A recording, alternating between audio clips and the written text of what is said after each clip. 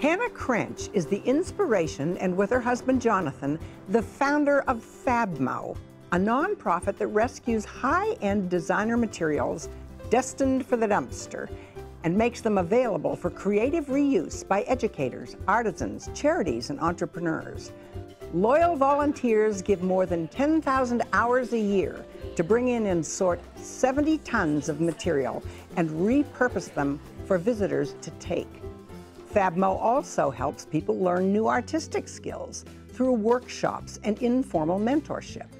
FabMo materials support charitable efforts around the world, from craft programs at senior centers and schools, to tote bags for food banks, to clothing for rape victims. You can see FabMo at maker fairs, birthday celebrations, and other green-related events. And while there are programs that do somewhat similar recycling, it appears that there's no other organization out there that's doing this particular work. Hannah, this is one of those things that I think literally started in an aha moment. Tell me about the moment that FabMo happened. It was more like an oh no moment, not an aha. We discovered that after enjoying a wonderful evening at the Design Center for Business, we discovered that they were throwing out their trash as we walked by the dumpster, and lo and behold, one of those trash bags ripped and out fell this mountain of beautiful, beautiful fabric. And I did say, oh no, in many ways, because I was teaching art at the time in the Palo Alto elementary schools, and I knew my cohorts would just love to get their hands on things like this for their students. So what did you do? I went back onto the loading dock and said, how can I stop this? And nobody had any answers. They just said, you're going to have to ask if you can take some occasionally, and good luck. And you already had in mind what you would do with it. You knew that you were saving the fabric. What were you going to do with it when you had it? I did not have anything in mind. It was one of those things where you see a need and you jump in and start trying to create something wonderful out of a disastrous event. And I already had contacts through the Palo Alto, art program, so I knew that was going to be my first set of recipients. So how did you manage to get these materials? I did what the loading dock manager said. I went around and knocked on the doors to the various showrooms, of which there were probably over 80 at that time, and just said what I was doing was trying to recycle things that I discovered were being discarded, and that they were going to be recycled to other teachers for artful purposes. And some showrooms were just delightfully cooperative from the beginning, and some said, no. So it just depended on their attitude. Did you have to wend your way into their hearts? Yes. Okay, tell me about that. Well, we always came and asked nicely. We didn't intrude ourselves into their business. We never went into a showroom that had guests. And the more people heard that I was genuinely trying to recycle something that they already knew they just had to throw out. Yeah, now tell me about that. What is special about this material? How is it different from me throwing out my old jeans? That's because you, unless you have an interior designer working with you, would not ever know about these materials. They are unique, they're beautiful, they're just not something you would find at a normal fabric store. Mm-hmm. So you'd never be able to get them. So they're much higher end. Oh yes. And what happened to them? What was happening to them before you rescued them? Oh, I'm sure you can guess.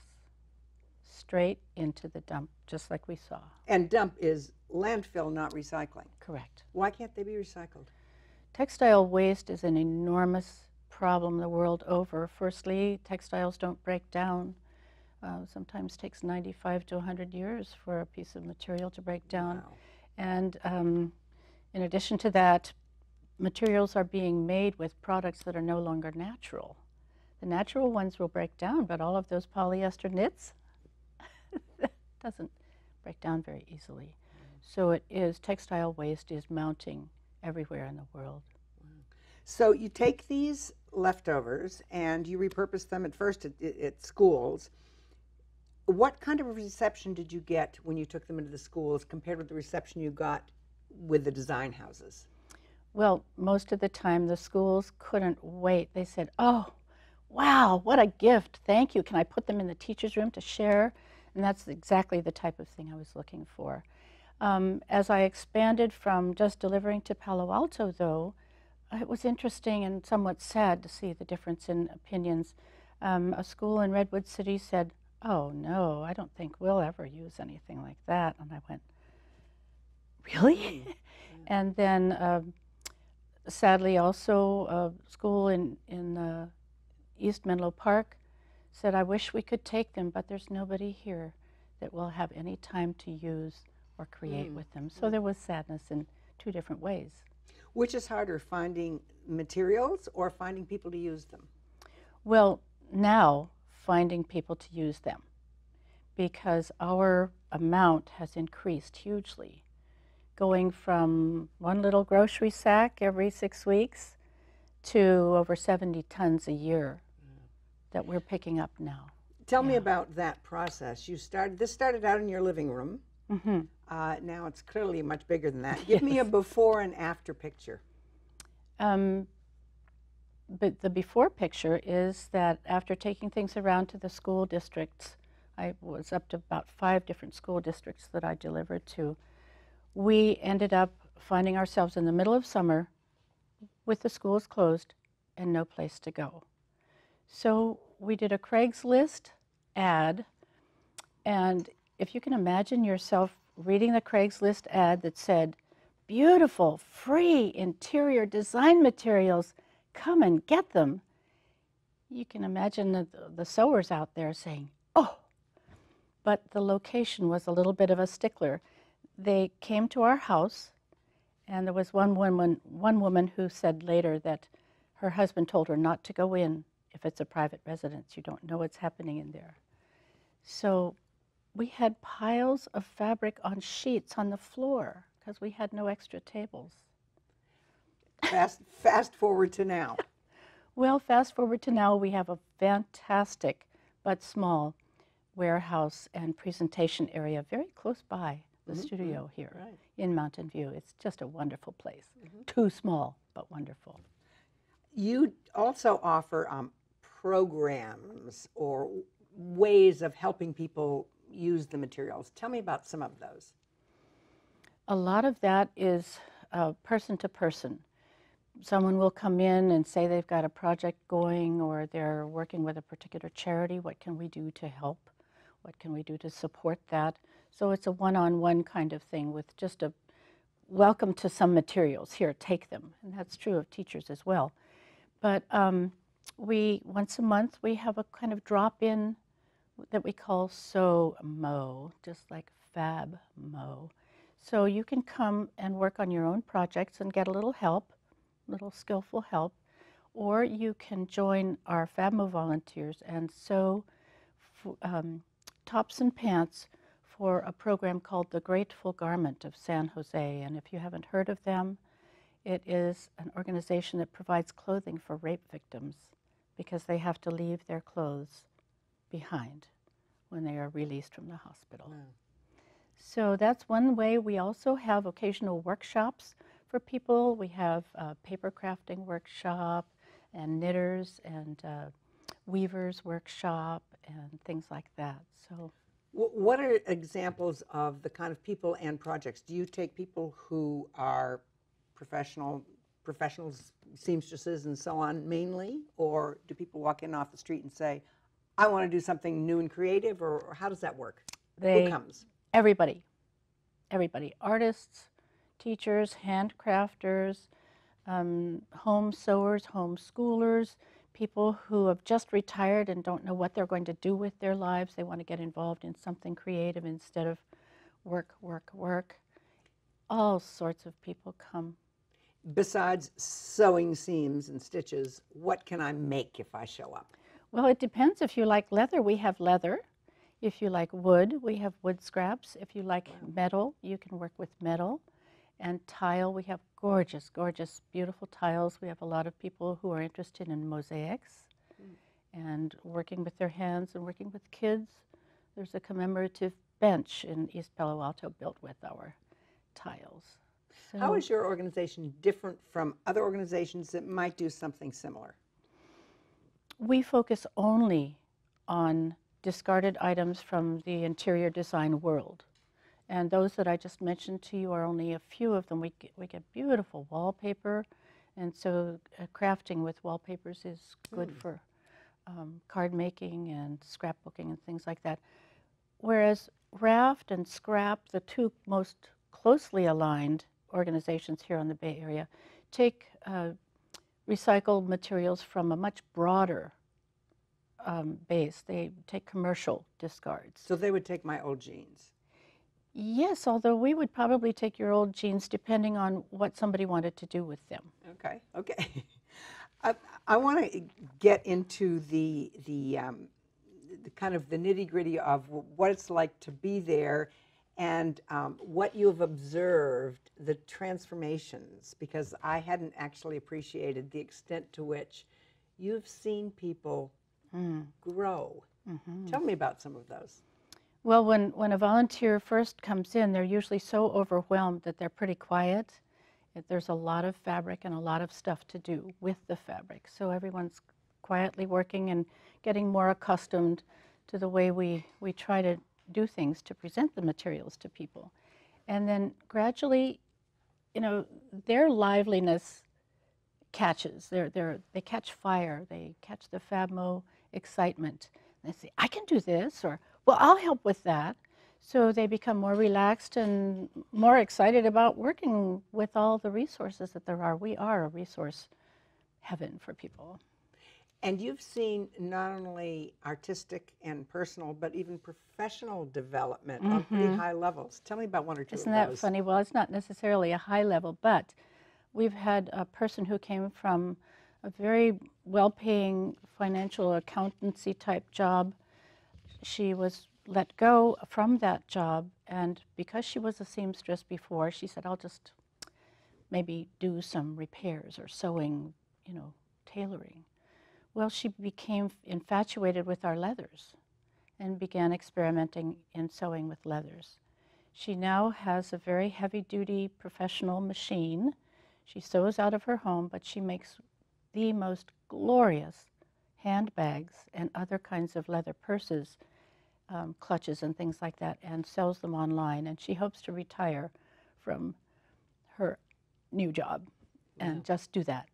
So you have become, if not art teacher, in a way a professional mentor to some of these people. We like to think of ourselves as that. Tell me about, you have an international reach, I gather.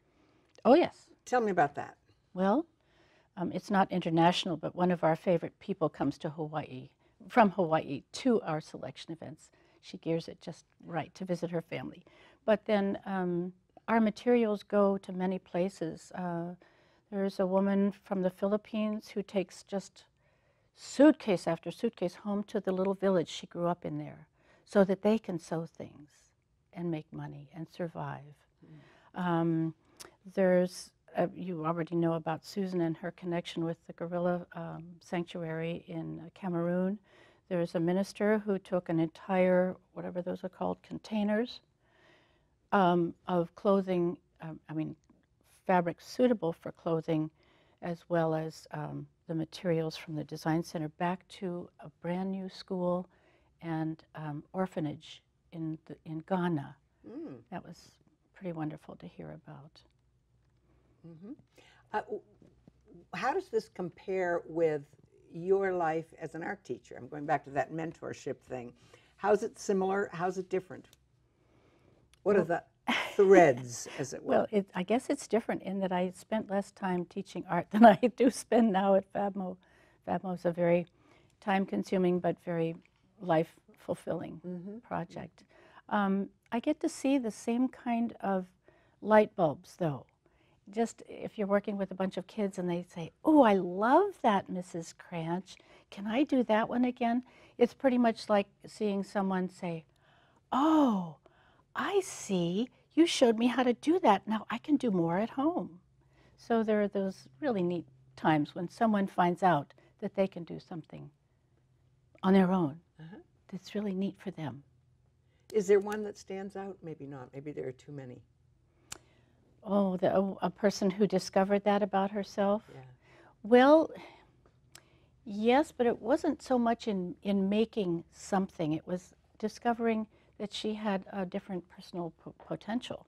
She was just very quiet, very delightful, kind of reserved person who has now developed into a absolutely very skillful organizer and leader within the organization, and she's our board chair now. So she didn't know she had it in her.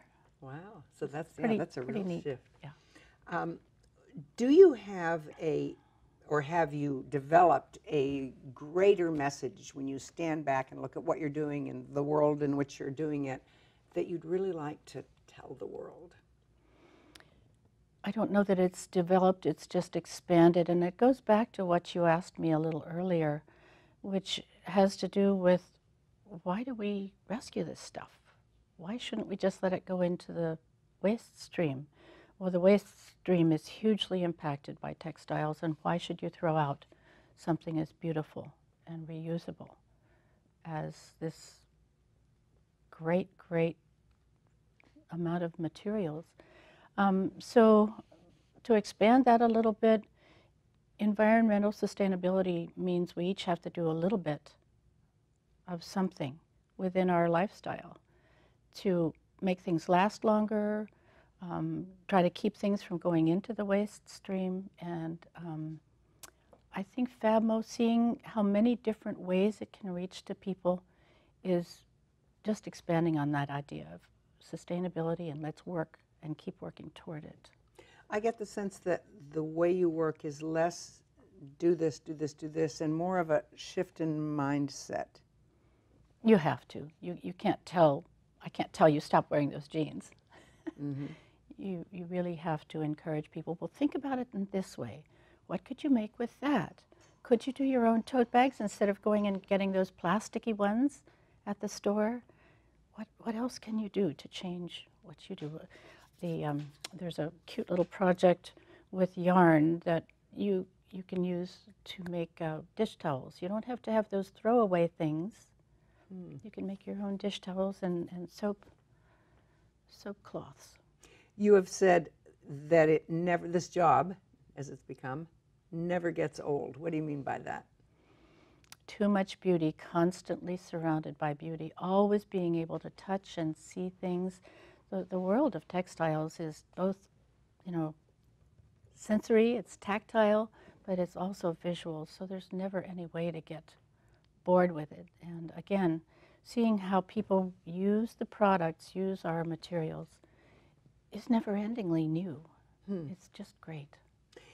What is the most unexpected and or wonderful part of all this? Well, I think we've talked about that before. And your word is a good one, too. It's, believe it or not, success. It's success on so many different planes.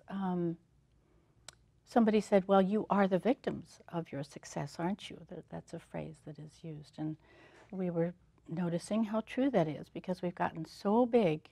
We need lots more people to come and become consumers. But to go from maybe 30 people responding to that Craigslist ad to over 8,000 people on our mailing list, to be able to go from our living room to England, to the person who wants us to come to England and set up a FabMo there. Over how much time? From the living room to now? 2007, Right. I think. When you look at how little is recycled, and even your efforts are still a relatively small dent, and you might be frustrated by what's not being done, Do you come away with a kind of a gloomy outlook on the whole ecological situation? It's very easy to remain in that gloomy outlook. Everything that you read seems like an unsurmountable mountain to get over. And so if you stay in that place of looking at all the bad stuff that's happening, yes, it gets very gloomy, but not if you are part of a little teeny tiny effort, no matter how small, that is doing something positive. And how can you not be excited and be happy to be part of something that is making a little bit of a difference? You're definitely making a difference. So thank you. Thank you very much for sharing all this, and congratulations on your award. Thank you. Do you know someone who has overcome significant hardship and has an inspiring story to tell? Someone who has sacrificed or given over and above to the community and deserves some recognition? If so, please contact us with your nomination for next year's Local Hero Awards. To find out more about our local heroes and to watch interviews with all the winners, visit our website, midpenmedia.org. At the Midpen Community Media Center, you can make your own videos and television programs and take classes in all aspects of media production. You can also hire our professional services team. To find out more about that, go to mcproservices.com. Congratulations to all our winners, and thank you for watching.